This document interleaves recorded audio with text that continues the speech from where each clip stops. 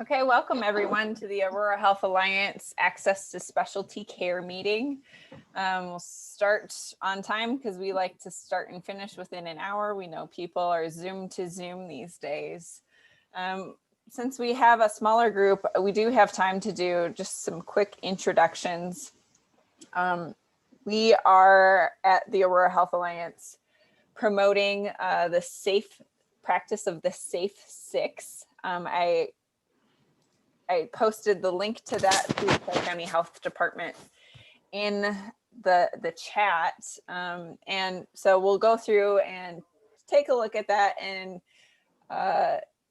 introduce yourself, your organization, and one creative way that you're practicing the Safe Six so that we can continue to prevent the spread of COVID. So I'll go first. I'm Mandy Ashley. I'm the executive director of the Alliance.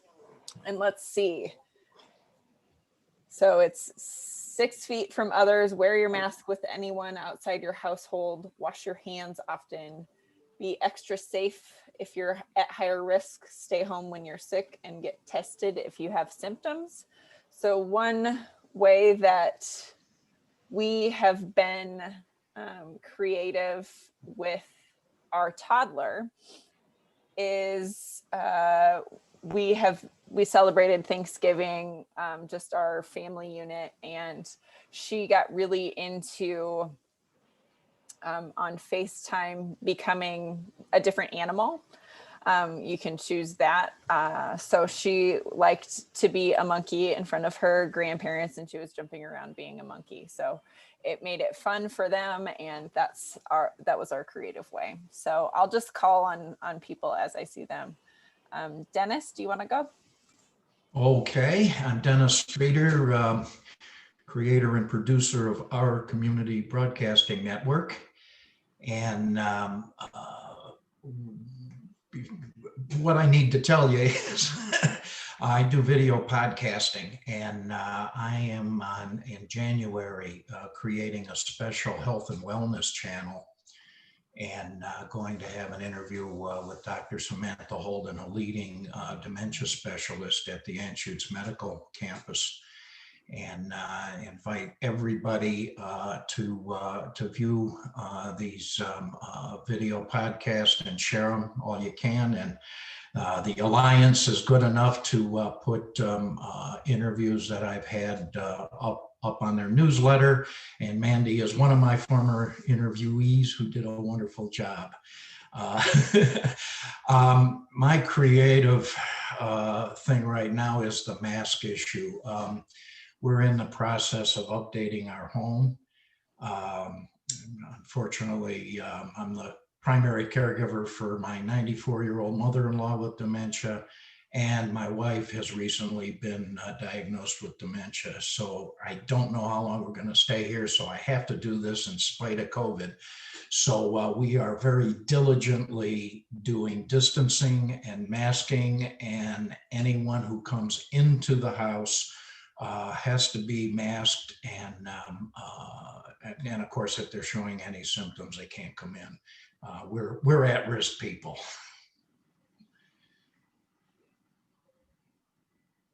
Oh, there we go. Thank you, Dennis. Rich?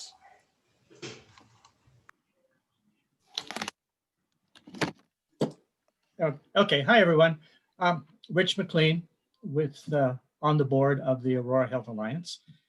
Well, a couple things I did. One is we had a Zoom Thanksgiving with my family in Southern California. So that was nice.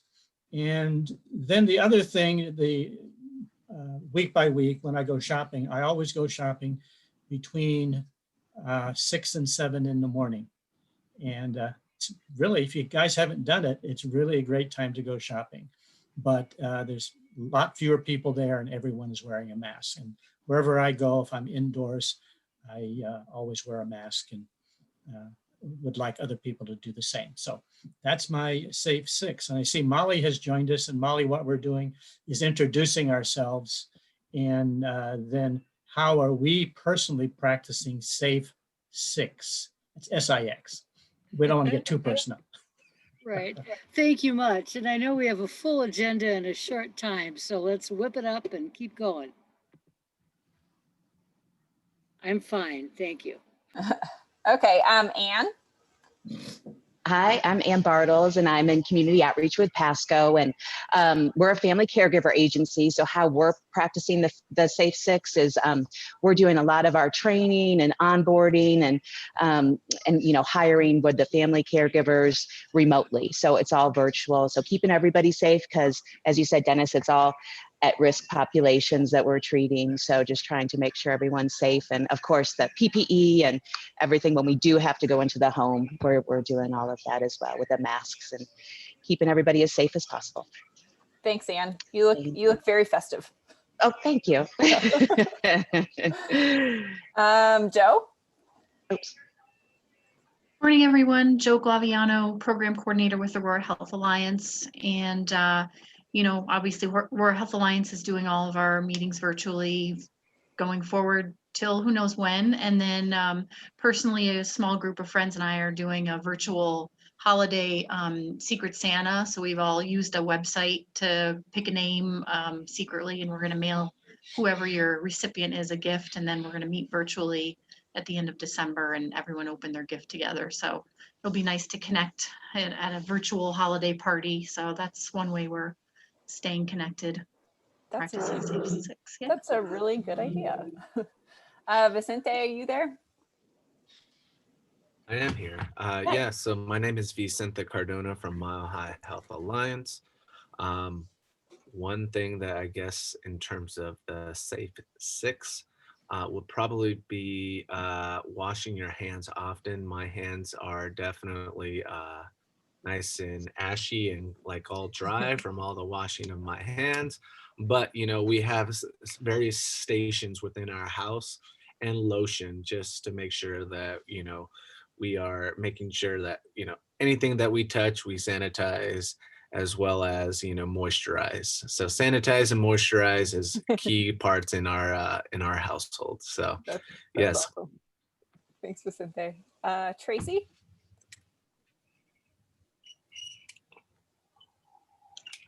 Hi, this is Tracy. Can everyone hear me? Yep. Okay. This is Tracy Copeland. I am the program coordinator for Pfizer's Safety Net Specialty Care eConsult program. And we do a lot of hand washing and sanitizing, and I have been working from home since March. And we got a notice a couple weeks ago that we will be working from home till March. And so I have a son who has type 1 diabetes, so we try and make sure that everyone is safe. So we have hand sanitizer in the garage. No one can come in until they wash their hands and use some hand sanitizer. So we're trying to do everything we can to keep everyone safe. Perfect. Thanks, Tracy. And Bobby, if you're there, we'll round us out before Jessica. My name is Bobby Morrell. I'm the communications coordinator for Aurora Health Alliance. And I just stay home all the time, pretty much, except for hiking. You're the most avid hiker I know, so you do a good job distancing. Yes. Cool. Thanks so much. Okay, next we'll have Jessica Chislett from the Department of Healthcare Policy and Financing to present on the Access Monitoring Review Plan, which we have discussed in this group. So Jessica, you can give any intro. If you have to run out and deliver a baby, we totally understand. And if anyone at the department, or if you have any Safe Six tips, you can share those as well. Thanks. Sure. Well, first, thank you so much for having me today. I really appreciate it. For those of you who haven't met me before, my name is Jessica Chislett, and I'm the department's Access Stakeholder Relations Specialist within our Stakeholder Relations unit, and basically manage the department's fee-for-service access to care work. And I'm going to talk to you about the 2019 Access Monitoring Review Plan today. As Mandy mentioned, I am 39 weeks pregnant tomorrow, so might get out of breath, might have to run away at some point, but I should be fine. And in terms of practicing Safe Six, I've been quarantined basically since March. I haven't seen any family or friends during my entire pregnancy, and they won't get to see the baby for a while as well. So we're definitely taking that social distancing seriously at the moment in our household. So there's a lot of information in the AMRP, as you know, so I'll try and get through it as quickly as possible so we can spend as much time answering questions and looking at specialty care, because I understand that's the focus of this specific group. So if I rush through some things and you want me to stop, just let me know, but I will be leaving time for for questions at the end of each section of the report. So the department's mission is improving healthcare access and outcomes for the people we serve, while demonstrating sound stewardship of financial resources. And I'm sorry if I look off to the side, I've got two screens going, one for my notes, one for the presentation to share with you guys. So in 2015, CMS issued a final rule, which is on the screen now, and this is what established the process for having to do the access monitoring review plan every 3 years. It also requires the department to consider access every time we submit a state plan amendment that will reduce or restructure provider rates. So the AMRP reports on access to care across 5 broad service categories: primary care, physician specialists, fee-for-service behavioural health, pre- and postnatal obstetrics, including labour and delivery, and home health services. So I do want to just be very clear at the very start of this that the AMRP is a federal regulatory requirement, and the federal government is the intended audience of the report. So it's not written for stakeholders such as yourselves. Obviously, it's very important for everyone, but it's written with that focus in mind, and it's highly prescribed by CMS in terms of how we report, what we report on, and the methodology that we use. So for example, we have to report on these 5 service categories, whereas if we were looking at access on a more generic level, we'd look at maybe a specific provider type or an area of the state, rather than having to report at this high level of information. So the 29 AMRP reported on data from January 2016 through to December 2018. That means the data is like 2 years old now at the latest, but we do continue to monitor access through our ongoing work and look at identifying access for Medicaid members, particularly through our rate review process, where we do a lot of access to care work. If you've been involved in the Medicaid Provider Rate Review Advisory Committee meetings at all, and through our regular day-to-day work. So in the 2019 AMRP, which looked at 2018 data, the population of Colorado was 5.69 million, and that was rapidly increasing, growing 13% since 2010. And we covered 23.4% of the state's population through the Medicaid program, also known as Health First Colorado. Our member breakdown, as you can see on the screen, was 39.2% are children, which in our for our purposes is 20 and under. Adults made up 54.1%, and individuals with disabilities, which includes both adults and children, was 6.7%. So the first service category we're going to take a look at is primary care. I don't think I really have to explain what primary care is to you guys, but just as a high level, we looked at it as the first level of contact individuals have with the medical system, including health promotion, disease prevention, health maintenance, counselling, patient education, and diagnosis and treatment of acute and chronic illnesses. So in the reporting period, the percentage of adults and individuals with disabilities aged 21 and over increased relative to the percentage of children utilising services. And this is consistent with what we were expecting, given that just before the data started reporting for this period was when the ACA expansion happened, and we had a bulk increase in adults enrolling in the program. More men than women utilised primary care in 2018, as you can see on that figure on the right-hand side. Orange is women, blue is men, and most of the women you'll see there are in our 21 to 39 category. And that's because we offer Medicaid to pregnant women in the state, and while they're pregnant, they can access all services under the benefits. So this graph here shows the number of utilisers accessing primary care in Colorado across 7 HSR groupings. So basically the state is broken up into 7 regions: Eastern Plains, Northwestern Colorado, Colorado Springs, Pueblo, the San Luis Valley, Northern Colorado, and Metro Denver, both North and East and West and South. The number of members utilising care increased from an average of 149,000 members per month in 2016 to 189,000 in 2018. And as you can see, the pattern is very similar across each of the regions in terms of monthly utilisation. The number of providers delivering care, primary care services, increased from 9,088 in January 2016 to 10,311 in December 2018.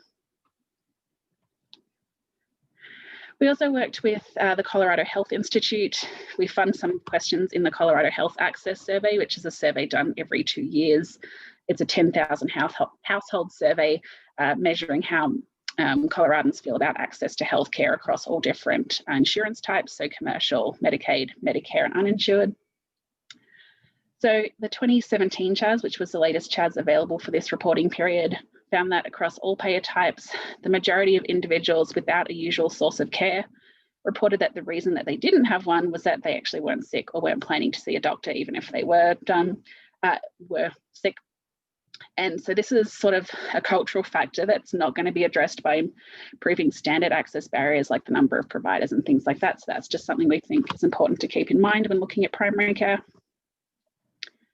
And we also worked with the Colorado Department of Public Health and Environment. They're building a repository to track provider enrollment across the state and then comparing it to the number of Medicaid providers enrolled. So the initial data collected using this tool showed that for most of the state, Medicaid member access measured through provider availability in this instance was comparable to other Coloradans. In 61 of Colorado's 64 counties, the number of Medicaid primary care providers was at least 25% of the total number of providers available, which is a greater representation than the Medicaid population, which is 23.1%. So we consider that appropriate access. So is the on the previous map is dark indicating dark is 100%. So okay. The darker it is, the more higher the percentage. So say for Jackson County, there's one primary care provider and they are enrolled in Medicaid. Okay. So we also looked at drive time for the first time in a more detailed approach in this report. In previous access efforts and through the rate review process, we had looked at as the crow flies distance. This was the first time we actually looked at something that considered drive time. It is still only looking at potential access, so where the closest provider is, not necessarily where a member actually receives services. That's our goal for the next report, is to build that functionality, because that is obviously a lot harder to measure and requires looking at individual claims level data. But this data showed that more than 99.4% of fee-for-service Colorado Medicaid members lived within 30 minutes drive of a primary care service provider. 0.35% live 30 to 45 minutes and 0.13% within an hour. So there are very few Coloradans who live more than 1 hour away. And in those areas, which you'll see, which are the orange ones, that's generally mountain ranges and things that you have to drive around, and it's kind of impossible to get past that barrier, just geographically speaking. The AMRP also requires us to do a rate comparison. We chose to do it with Medicare, and the 3 states we compared with this time were Arizona, California, and Wyoming. In aggregate, we were about equivalent to Arizona, 98.24%. We paid a lot more than California Medicaid at 147% of what they paid. And we did pay slightly less than Wyoming. However, Wyoming serves a much smaller Medicaid population. I think it's a total of 55,000 compared to 1.5 million. So it's a slightly different budget they're working with there. And our Medicaid rates, our rates were about 80% of Medicare rates.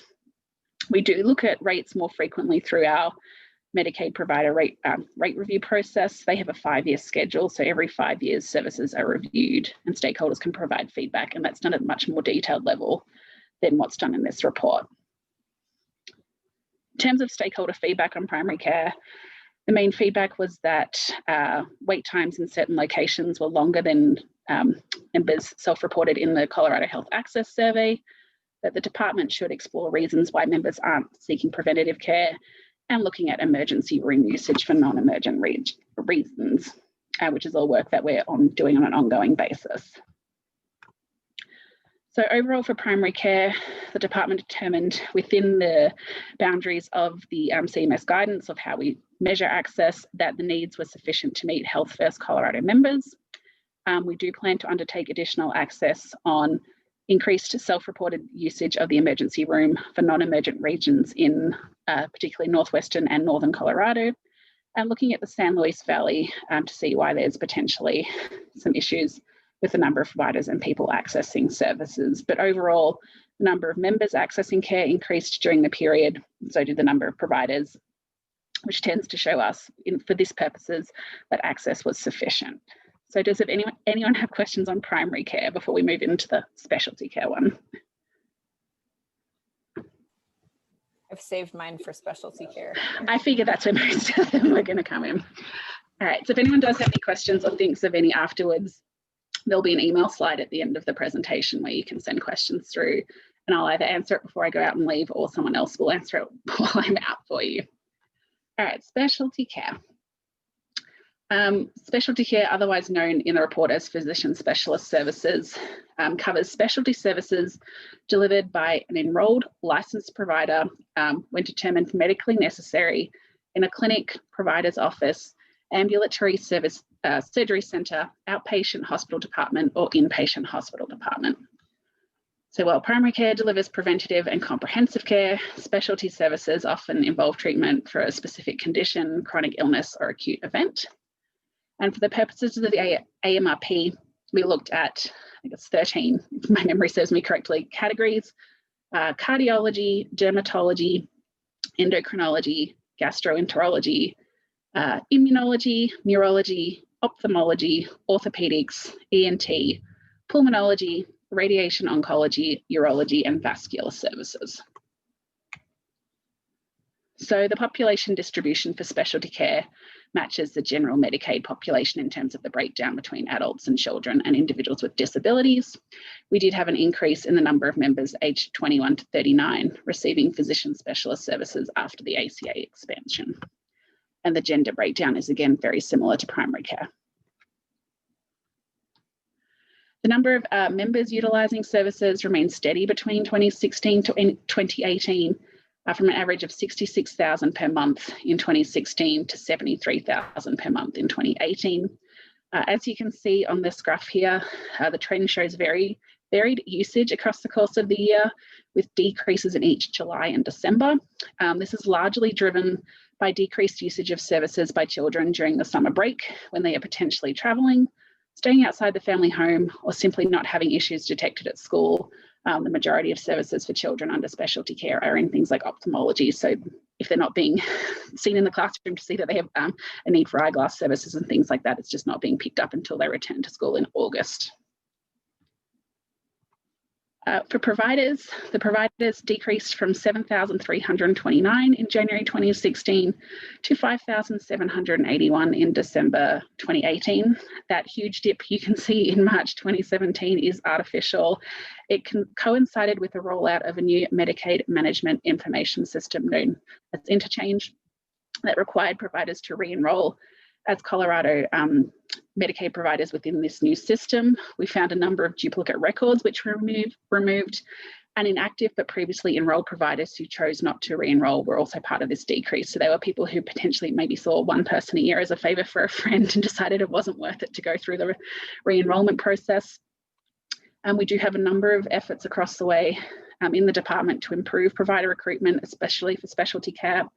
And since the end of this reporting period, so December 2018, the number of providers delivering specialty care services has increased by an additional 4.2% from what we see on this end of this graph. But it's definitely a key focus of the department. So for drive time for specialty care, we just picked 3 of the most used services: cardiology, pulmonology, and ENT. So most of these were pretty similar. So for cardiology and pulmonology, it was 0.01% difference, but 98.07% of members lived within 30 minutes of a cardiologist, 98.06% lived within 30 minutes of a pulmonology provider, and 96.37% lived within 30 minutes drive time of an ENT provider. As you can see, they're very similar in terms of where the gaps are. Again, most of that orange is in the remote areas of the state which I'm probably not going to be able to improve just by adding new providers in there. Rate comparison.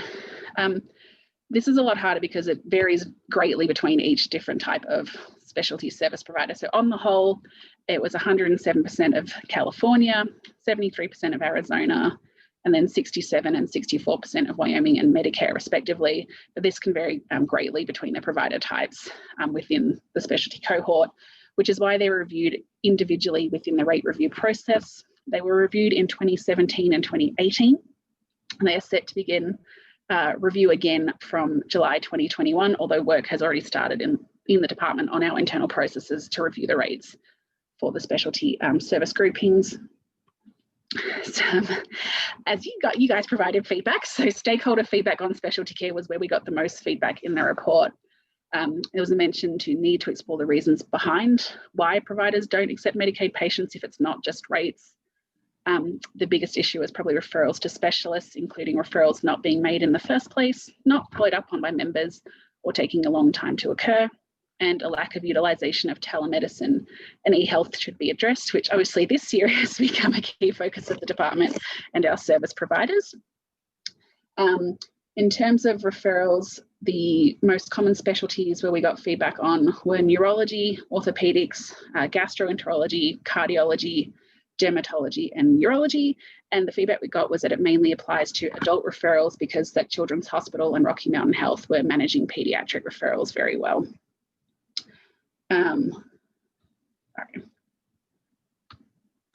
And the analysis, again, within the confines of this report, reporting to CMS for the federal government, which basically says we have to say that do Coloradans on Medicaid have the same access as other Coloradans within the state? In that instance, the answer is yes.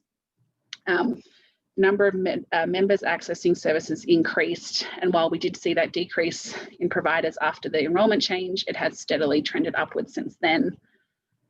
But we recognise that there's a lot of improvement that can still be made to service delivery and members' ability to access appropriate services for specialty care, which is why there's a lot of ongoing projects to attract providers to areas where provider levels have decreased, and to work with stakeholders such as yourself on investigating patient referrals, including unmet referrals and referrals that are not provided due to perceived issues around availability. Outside of this report, we're working with other agencies such as CDPHE to recruit and retain providers across the state. And let's see, any questions? Because I know there's questions on this one. It's going really fast.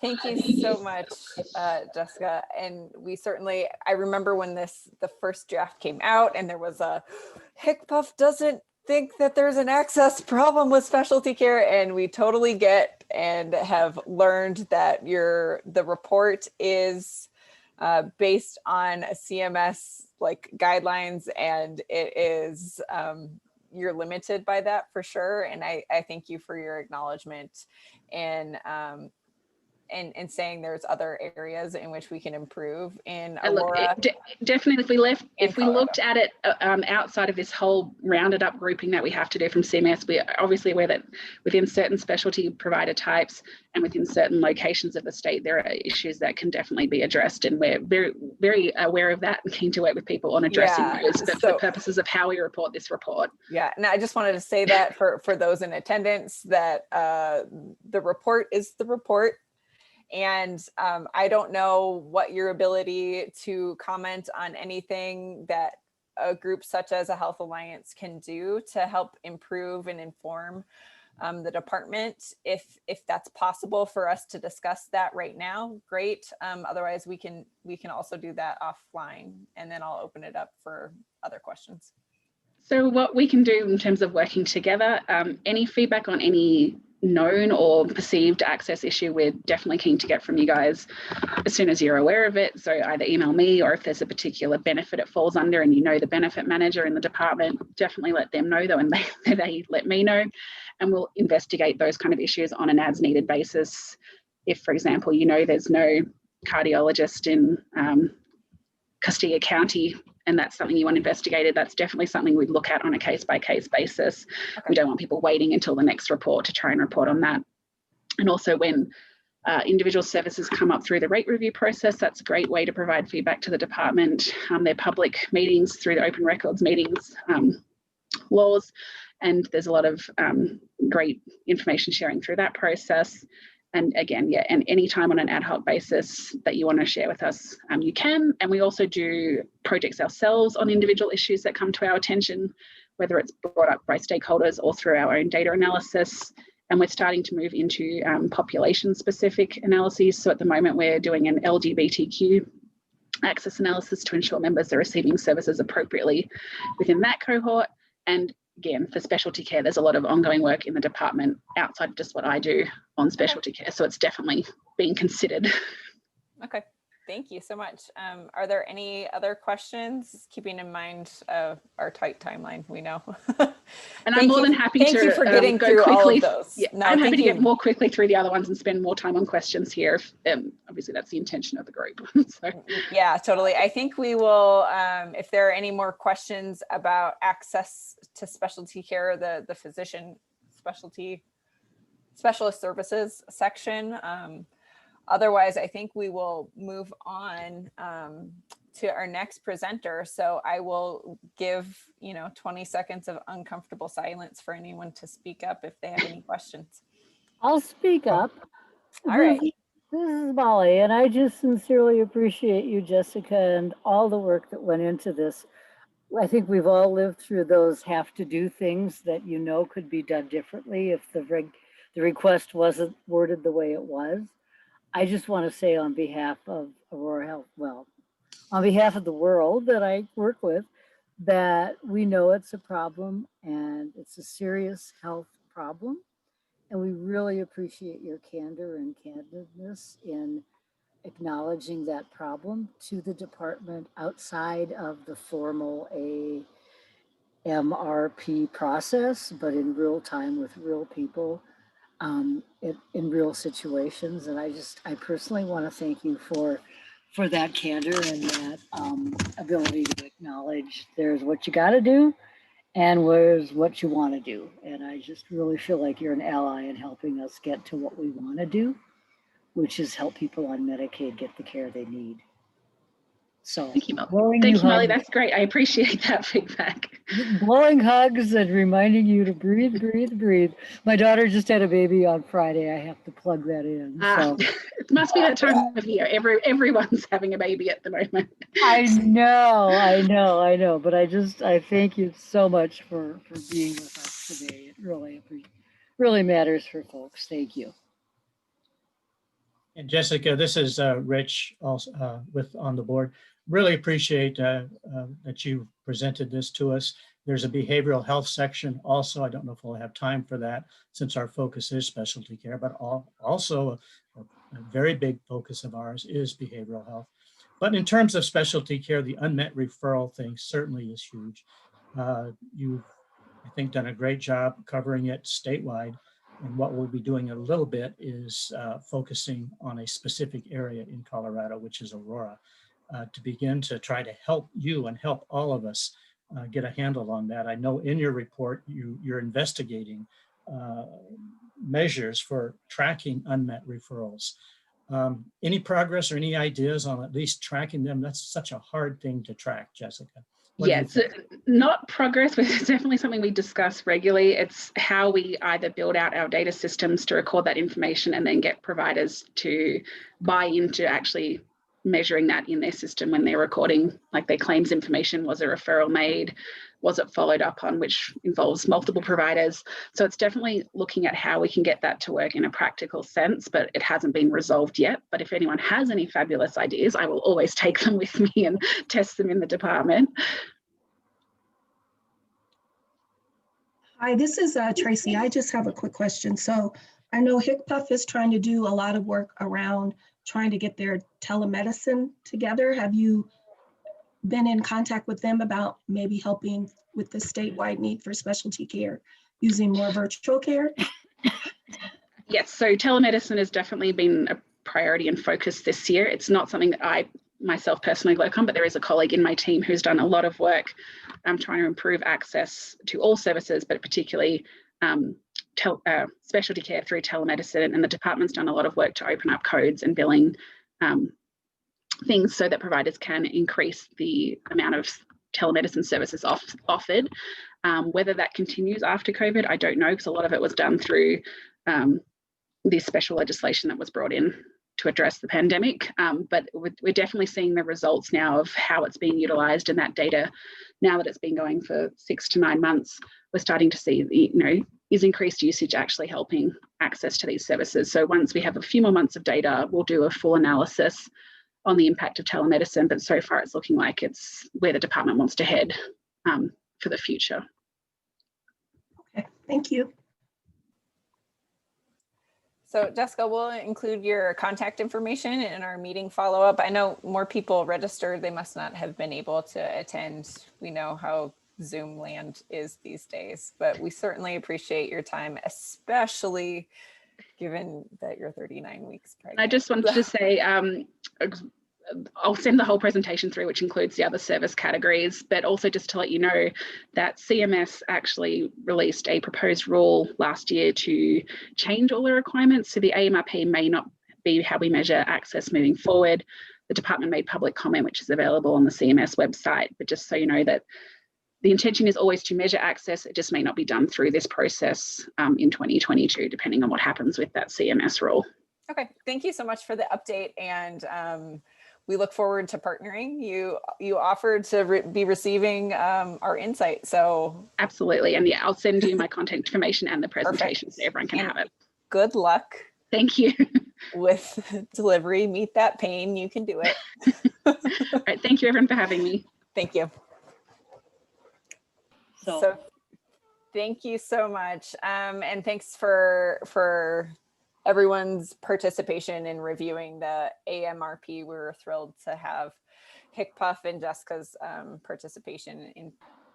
So up next, Dionysia is going to be providing an update on the Aurora Health Alliance Specialty Care Needs Assessment. This was the survey that was going out to primary care providers. I have to sneeze, so I will let Dionysia take it from here.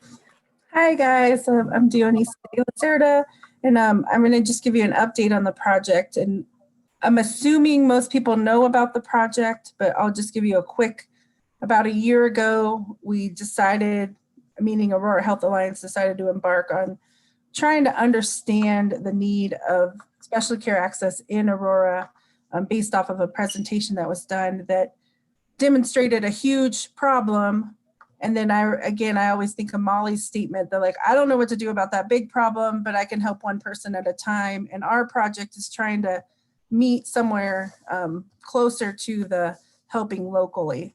So we have on our team myself, Carrie Mader, who's a doc in Aurora, and also part of the Dawn Clinic in Aurora Commons, 2 medical students, 4th-year medical students, another student that joined who actually works at the emergency department at UC Health, coincidentally he just happened to work there. And then Allison Gottsman, who is part of my team at Department of Family Medicine under Practice Innovation. And she kind of she's just been around a long time and just knows everybody. And we recently recruited her to help us with getting this survey out. And so we meet monthly. Sometimes we were meeting more than once a month, and we really kind of just dug in and identified. We wanted to come up with a survey that really allowed for quick answers that someone could do in 10 or 15 minutes. But then if they really were interested in this topic or had more to say, it allows them to continue in more depth. And we used a study that did this, and forgive me, I'm not going to be as versed in this. I didn't even know what specialty care access was when I showed up at that meeting a year ago. But the gist of it is it digs into the barriers and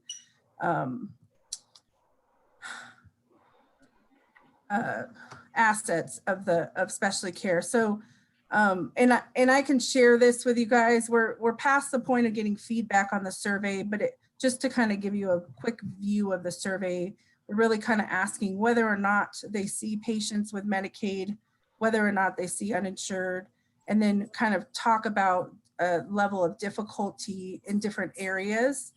And then what we really try to do is, what we wanted to do was identify the top 3 to 5 most problematic specialties in Aurora, and then the top 3 to 5 least problematic specialties, so that then we could dig into, and thinking about what you were saying, Molly, what she just presented, this is a perfect place where we could say, you know what, everybody said dermatology. Let's have CDPHE pull some data for us around dermatology access in Aurora, or Allison's connected to the e-consult folks at UC Health and figuring out like how to, or partnering with a dermatologist, you know, we could dig into the details once we kind of have kind of the lay of the land. And then the second part of the survey, I'll just show you real quick. It is very much in the weeds with a lot of questions that get into like diagnostic versus procedural, and a lot of Likert scale kind of things around like what are the known barriers, and if you think this is a problem, and then common strategies and whether these are available in Aurora. So then we have, I'm just going to show you where we are right now. So I will say Allison had planned to send out a bunch of surveys. So she prepped them all and she was ready to send them, and they got stuck in her outbox. She texted me this morning and she was like, oh my God, they didn't go out when I thought they did. So she sent them out, today, but they have been working on this. So this notes right here, you'll see there are some, you know, we came up with a list of clinics, and we're kind of just beating the bushes, getting out to all these clinics. And there's some of these clinics that don't accept Medicaid. So they're being taken off of our list. Although I may follow up with this because I still think we would want to ask them around uninsured, but I need to check with the team on that. And so for us, Dionisia, we're not seeing anything. Were you bringing up something? Oh yeah, let me reshare my screen. I'm sorry, I thought you guys were seeing my screen.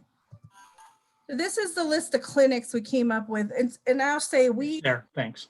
Pulled a list from the state department of all providers, and then we mapped those providers to specific clinics, and then we rolled it up to clinics in Aurora or clinics that we knew served Aurora. So for example, AF Williams technically isn't in Aurora, but it has a high enough Aurora patients. So if you don't see a clinic on this list that you think should be on here, let us know. Or if you see a clinic on here that you don't think should be on here, and there's some of these are being eliminated. Like for example, this clinic accepts Medicaid, but they only see accident patients, or this one doesn't take Medicaid. And so then what we're trying to tackle this at the practice level that then would get it to the providers. And between Allison, Carrie, Angel, the 3 of them, they're contacting, calling, emailing, using the relationships they have to reach out to all these different clinics. And so with you guys, if there's clinics on here that you're like, oh, I know somebody at that clinic and I can help, let us know that. Or if there's a clinic that you don't see on this, that's maybe outside of Aurora that we should engage, we'd like to know that too. And that's really all I have. I wanted to keep it short and sweet. Do you guys have any questions for me? I think it's fabulous work that you've done. I know it's taken a while to put it all together, but we're at a point in which we can begin to really drill down into some specific issues in Aurora that could be magnified to also apply to other parts of the state, but certainly within Aurora. So I don't know to what extent this has been done in other regions, but maybe it has. But anyway, at least this is a good start to really begin to focus on the issues that, and then perhaps come up with some solutions that would work within this relatively small but very highly populated geographic area. So it's wonderful what you've done and what we're doing, working to collaboratively on this, Denise. Yes, I'm very excited about it. It is, I do think it's going to help us on multiple fronts. I think there's a potential to just take the information and Aurora Health Alliance create a, some sort of informational tool that lets community members know how to access. But I also think some of our relationships and work on campus, we may be able to leverage some bigger level changes, especially around like e-consults or even something as simple as if we find a particular specialty that we can directly go to that department and build relationships that way, is another thing. And then I only got the tail end of what Jessica was talking about, but that kind of fired off some ideas in my head about how if we had a specific ask to CDPHE, we might be able to do some of that data collection piece that we weren't able to do. What we were, when we first talked about this project, we kind of proposed that idea of pulling data. But the concern with pulling data is exactly what she was talking about. There's referrals aren't being made, so you don't get that information necessarily from data from systems. And so if we have a specific area, a geographic area or a specific specialty that we could ask for billing data or whatever CMS data that they have, that could be really powerful for how we kind of move this to the next level. Yeah, that certainly is a big area, a big gap, a big vacuum, the unmet demand, and how can we track that? And if out of this project could spin off some ideas on that, because Jessica says, yeah, they're looking for ideas. And we could be a funnel for those ideas based on the study. Any other questions, comments? We have a few minutes for community updates, if there's any discussion. I still want to know what we're going to do with the information we got today. We mentioned one, get it out in the media for one, but let's see what the survey says. And then the survey says, oh, that just came into my mind. But when you said that, I heard a ding in my head. Because this is, frankly, this hasn't been done before, not to this level of detail. And so this is not something that is being worked on a chalkboard and we're trying to strategize what to do and what type of questions to ask and how the heck are we going to get it out to people. It is going out to people if Allison can get it out of her outbox. It is actually going out to people and will be followed up by people. So this is going to give us a new lease on life to really look at specialty care in a more micro way than just saying, yeah, we got a problem anecdotally. We're going to get some real data out of this. And then collaborate, work with HCPF, saying, yeah, you said in your AMRP that you want to research and you are researching things with unmet demand. So we want to be partners with you with, here's some real data and some ideas that could come out of it, especially in tracking the significance and the hurt that unmet referrals will make. So yeah, I think there's a lot that should be coming down the road once that data begins to come in and we begin to analyze it from the survey. Any other ideas from folks? This just makes me think so our next scheduled meeting is in February. So I don't know, between over the holidays, we'll just have to, on the planning side in the background, think about what to bring to this group. Though I'm sure it'll be a little bit bigger in February, but how to really leverage people's time in when they attend meetings, how we can make the most of that. Yeah, and something to think about just is that, you know, because of COVID, we are reaching out to primary care providers. And so with COVID on the upswing here, that we may meet some challenges with getting data, you know, had it been sooner or without COVID. And then I'll just say, I think, Dennis, you could be a key player in this, because one of the things we were going to try to do, or one of the questions we ask is, would you like to talk to us more about this? And because one of the ways I recruited people was I would just say, especially care access, and if their eyes lit up, then I engaged them more, or if they kind of glazed over, then I knew that they weren't the right partner for this. And so there could potentially be some providers out there that have that heart that Molly's talking about, that we can do it as an interview that could be used, you know, to distribute, but it also could give us some valuable information on how to kind of tackle this problem.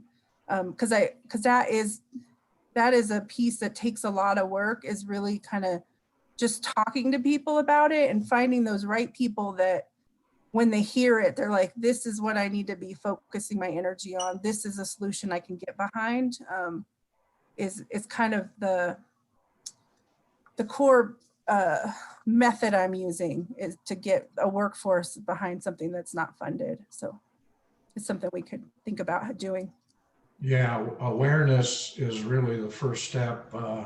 Once you get awareness out there, then there are people where, again, it's much easier for them to get involved and to share. And I think that'll be important. I'm here for you.